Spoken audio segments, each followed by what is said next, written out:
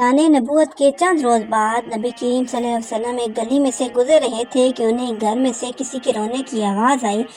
आवाज़ में इतना दर्द था कि आप सल्लल्लाहु अलैहि वसल्लम बेख्तियार घर में दाखिल हो गए। घर में जाकर देखा कि एक शख्स चक्की पीस रहा है और साथ साथ दारो कतार रो रहा है।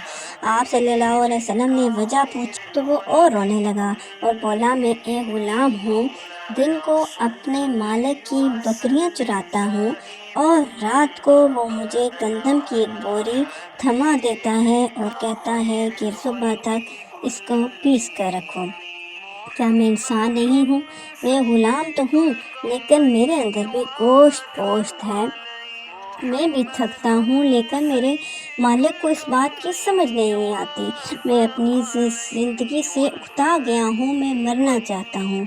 आप सल्लल्लाहु अलैहि वसल्लम ने फरमाया कि मैं तुम्हारे मालिक को कहकर तुम्हारी मुश्किल तो नहीं हल कर सकता, क्योंकि मुझे पता है वो मेरी बात नहीं मानेगा, मगर हाँ, मैं ये ज़रूर कर सकता हूँ कि तुम्हारी बजाय रात को तुम्हारी ड्यूटी में दे दिया करूँ। तुम सो जाओ, मैं दाने पीसता हूँ। जब सुबह हुई तो आप सल्लल्लाहु अलैहि वसल्लम गुलाम को बताए बगैर घर आ गए। इसी तरह 3 दिन लगातार आप सल्लल्लाहु अलैहि वसल्लम उसके घर जाते और आटा पीसते। चौथे दिन गुलाम ने आप सल्लल्लाहु अलैहि वसल्लम से कहा कि आपको मुझसे क्या गर्ज है, आप मेरे हिस्से का काम क्यों कर जाते हैं? तो आप सल्लल्लाहु ने फरमाया, मुझे तुमसे कोई गर्ज नहीं, मैं सिर्फ इंसानियत के नाते तुम्हारी मदद करता हूँ। तो इस गुलाम ने कहा, आप सल्लल्लाहु अलैहि वसल्लम कौन हैं? तो आप सल्लल्लाहु अलैहि वसल्लम ने फरमाया, क्या तुमने सुना है कि मक्का में किसी ने नबूवत का दावा किया है? हाँ, मैंने सुना है। तो आप सल्लल्लाहु अलैहि वसल्लम ने फरमाया कि मैं वही नबी हूँ। तो उस गुलाम ने कहा, मुझे जल्दी से अपना कलमा पढ़ा दीजिए, मैं आपके हाथ बैत होना चाहता हूँ। ऐसा नबी, ऐसा हमदर्द नबी जो गुलामों से भी इतना प्यार करे, इतने उनके काम करे, मैं क्यों ना उसकी बैत लूँ? मैं आप सल्लल्लाहु अलैहि वसल्लम पर सच्चे दिल से ईमान लाता हूँ। तो प्यारे बच्चों, पता है आपको कि वो कौन थे? वो गुलाम कौन थे? वो गुलाम हज़रत बिलाल रज़ी अल्लाह अन्हु थे, जिनको मुअज़्ज़िने इस्लाम भी कहा जाता है।